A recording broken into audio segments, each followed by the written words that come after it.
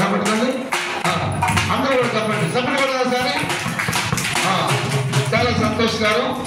వారు ఎంత గొప్పవారైనా దేవుని మందిరానికి దేవునికి లోబడి మరి వారు మన సన్నిధికి వచ్చారంటే ఆ యొక్క మనం దేవునికి ఇవ్వాల్సినటువంటి గౌరవం వారు మనం ఇవ్వాలి. అంటే దేవుడే ఈ లోకాన్ని ప్రేమించి భూమి మీదకి వచ్చారు. వారు ఎవరిని మనలేదు యేసు ప్రభువు అందరికీ సమాధానము శాంతి సంతోషం ఇచ్చారు.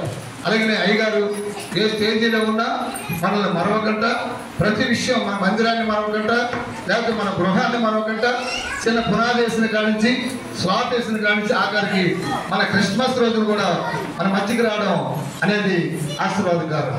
కాబట్టి ఈ శుభ సందర్భంగా దేవుడు ఇలాంటి వారిని సన్మానించడం ఘనపరచడం మన బాధ్యత. కాబట్టి ఎవరు ఏది శనచూపు చూసినా దేవుని నామంలో ఇది చాలా ఘనమైన కార్యం.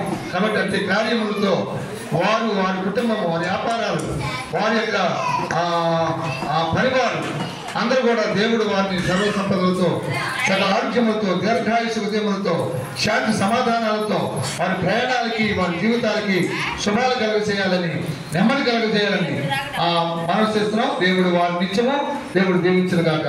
మీరేమైనా గీతికి చెప్తారా? ఓకే, అందరూ చెప్పండి.